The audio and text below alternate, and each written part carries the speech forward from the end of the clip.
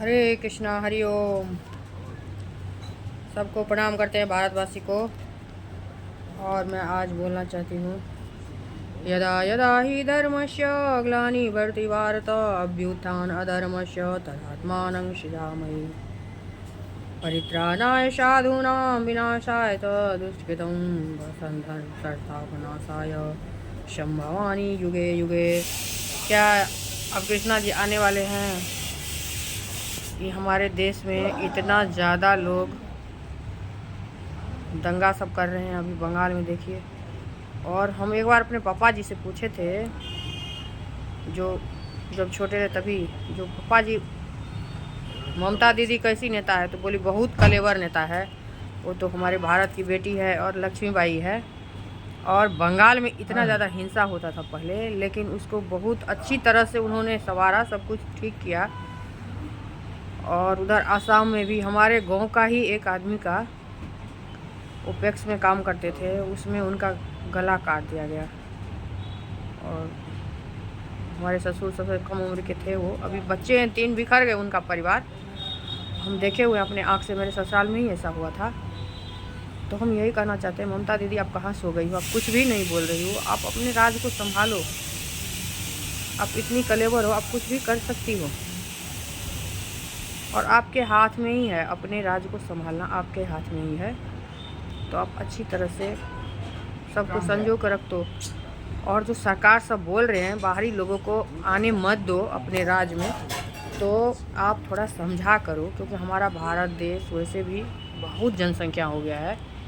और हमको उन लोगों को देखना है जिसको घर नहीं है, जिसको खाने के लिए नहीं मिलता है, वो कोई भी जात का हो, हिंदू मुस्लिम सिख ईसाई के कोई फ़र्क नहीं पड़ता, सब हमारे अपने हैं। तो बाहरी लोगों को आप मत आने दो। और जो बोल रहे अमित शाह जी, तो थोड़ा ध्यान दो उस पर। और आप बहुत कलेवर हो, आप संभाल सकती हो, ये मुझे पता है। मैं बच्चे में सुनी थी आपसे, बहुत आपका तारीफ़ सुनी हूँ अपने पापा से। हम लोग बिहार के रहने वाले हैं। तो आप थोड़ा बोला करो और चुप्पी मत साझो। आप बोलोगे ना एक बार, सब शांत हो जाएगा। और ये देखिए, वो बाप बेटे का दोनों का हत्या हो गया, कितना मुश्किल हो गया उनका ज़िंदगी। तो अब बाद में जाओगे, उससे अच्छा दूसरा या ना हो ये कांड, और कोई दूसरा ना करे, तो इसके लिए आपको उठना होगा। और जहाँ तक बिल का सवाल है, तो सरकार को अभी थोड़ा जो है ना टालना चाहिए। और एक बार जब गीता जयंती पर कार्तिक महीने में होता है, भागवत गीता का पाठ होने दीजिए, उसके बाद आप कोई भी नियम लागू कीजिए।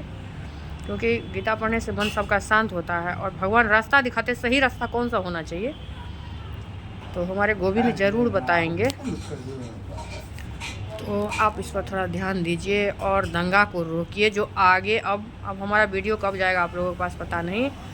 और कोई गलती हुई होगी तो आप उसके लिए मैं सॉरी बोलती हूँ, लेकिन आप खड़े होइए। आप एक कलेवर नेता हो, अपने राज्य को आप संभालिए और बाहरी लोगों को बिल्कुल मत आने दीजिए। पता चला है कि बांग्लादेश का वो लोग थे, और उन लोगों को भी क्या चुल मची है पता नहीं चल रहा है।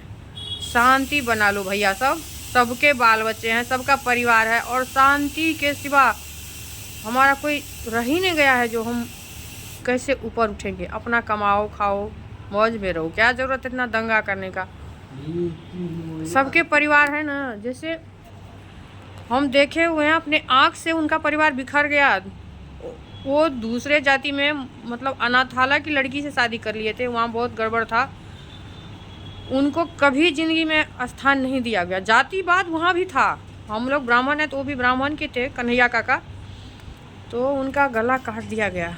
और उनके 3 बच्चे बिखर गए। पत्नी, अभी उनके ससुर सब थे तो बड़ी पोस्ट पर, बहुत नामी गामी, लेकिन उस बेटा को बाहर में बाजार पर जाके बैठा दिया और अपना सारे बेटा को एक जगह दे दिया। और उनका परिवार बिखर गया, अभी तक बिखरा हुआ है। अब समेटने वाला है भी नहीं, क्योंकि सब कुछ बिखर चुका है।